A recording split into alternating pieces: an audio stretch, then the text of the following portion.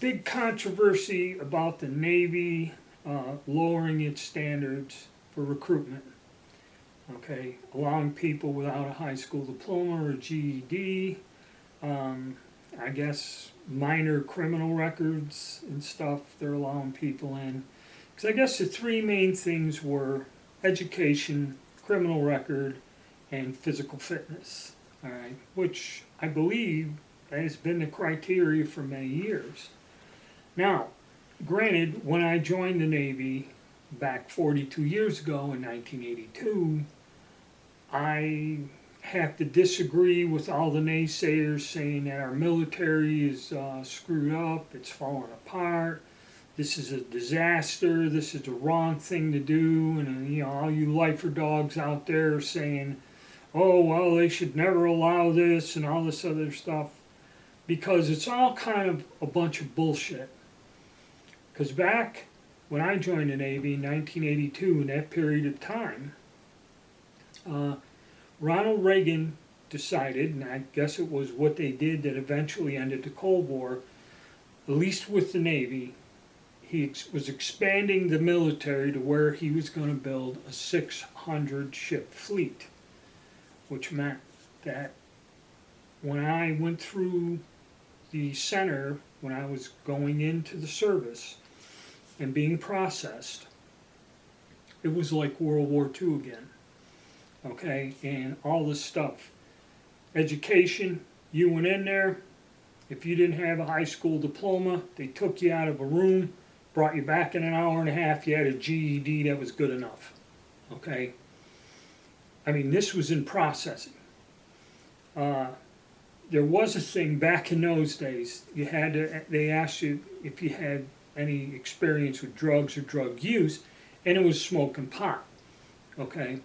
They said, have you ever smoked marijuana? And if you told them no, like I did, they didn't believe me. So I had to say that yes. They go, well, just admit to experimenting with it and trying it once, and we'll give you a waiver. I said, I don't smoke cigarettes, so why would I smoke pot?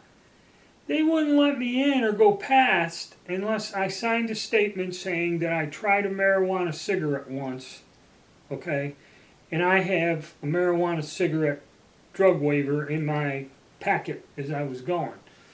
Now, as far as breaking the law, I guess if you committed misdemeanors or whatever, I'm not quite sure. I never was arrested or convicted of anything, so I skipped past that part. But there were people that, I mean, if I don't know what the requirements are either, what disqualifies you, but people got waivers for that. So the education, the background, the drugs, and physical fitness, okay, I believe I was 10 or 15 pounds overweight or something, but they just go. We all went, okay? They didn't care. They said, you'll have plenty of time in basic training to lose the weight and get in shape. And that's the way it was, okay? And when I got to boot camp, they were telling me that even during the Vietnam War, there weren't that many people coming through that said this is unprecedented. The amount of people going to basic training at that time in Great Lakes, Illinois was unreal.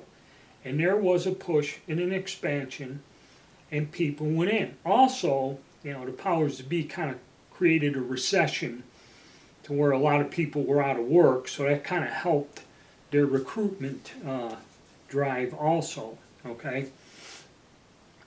So to say when they waiver this, they've done it in the past. I was there, I witnessed it. All of them requirements and things they're talking about dropping down now went out the window, okay? And another thing about the Navy, if you go in the Navy, I went in and I had a contract to go to a school because I was a machinist, okay, and I put in, they had a seat, and they had a position for me to go to the school. The school was 12 weeks. You were allowed, it was in 2-week courses, okay, a phase. So you had to go to first, second, third, to the phases.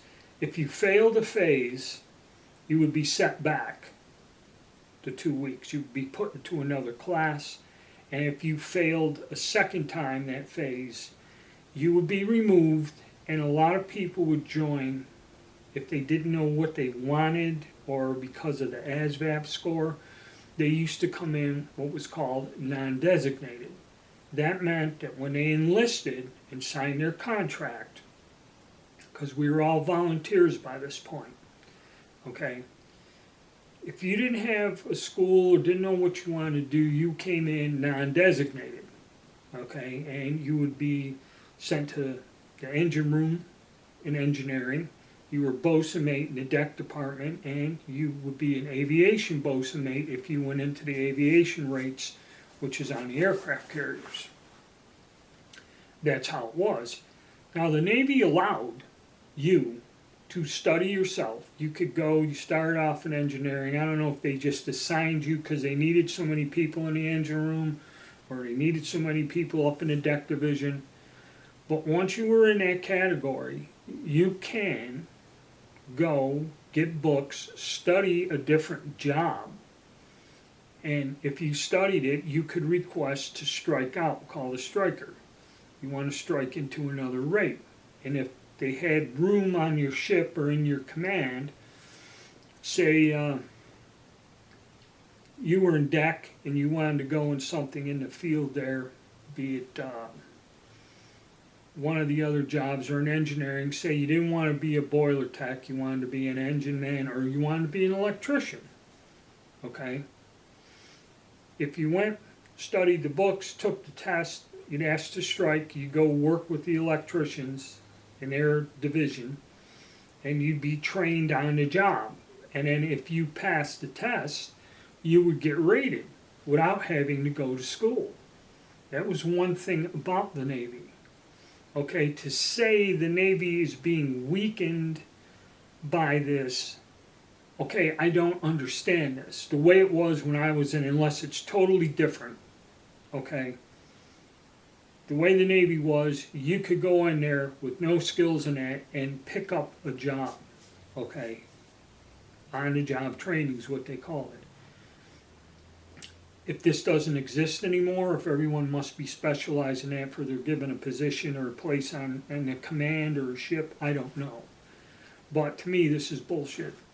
Okay, the way our military worked and the way this country worked is if you had the drive and if you had the ambition to better yourself, okay, you could in the military. Historically, that's the way it was. Now, this bullshit, I can see, all right, so you didn't go to high school. I mean, back in the 70s, 80s, that was bad to drop out of high school, okay?